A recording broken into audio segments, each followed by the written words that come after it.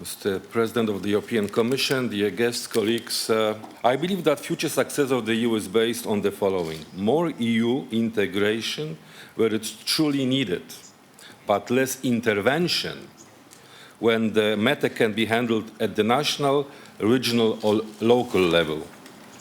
Getting Europe back on track of economic growth and job creation must be the bedrock of our actions. But let me remind us again, governments do not provide jobs. These are the companies that can sustainably provide jobs. And it is time to change our mindset, time to rebuild spirit of entrepreneurship in Europe.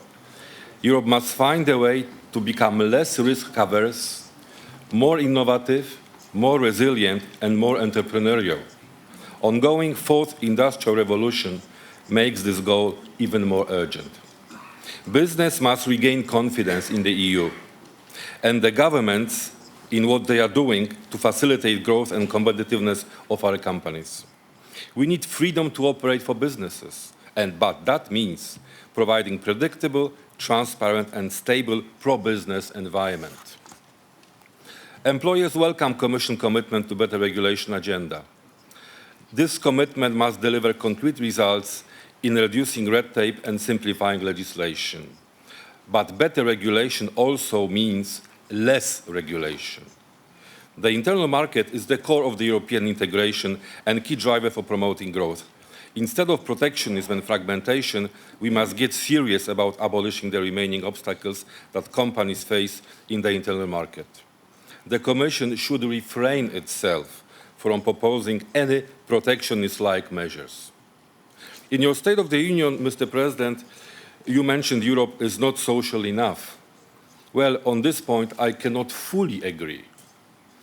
Europe as a region has the highest level of social well-being.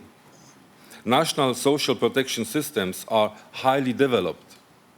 We should focus on ensuring proper implementation and enforcement of the existing acquis. Unfortunately, it is too often forgotten that without strong economy and much needed reforms, member states will not be able to maintain these systems any longer. Now, EESC is currently working on the opinion on European Pillar on Social Rights initiative, your initiative. But as still work is ongoing, I cannot go into any details. However, there appears to be some uncertainties about what this proposed pillar is really all about. To conclude, the world is changing. Business, workers, citizens need to adapt. I believe adaptability is a key word, also for the EU. Employers believe that the EU must focus its attention on issues that really make a difference. Restoring confidence and trust requires rebuilding citizens' and companies' sense of belonging to the European project and deepening citizens' understanding of the EU. This is our collective responsibility for all EU institutions, member states and stakeholders. It is also our responsibility, colleagues, our members of the EESC. The EU policymakers must listen attentively to representatives of the organized civil society, involving them fully in shaping Europe's future. The EESC has an important role to play in this. And finally, employers' group is always open to engage in discussions in order to find common solutions to ensure our shared success future of the EU, working hand in hand with our European and national social partners organizations. Thank you.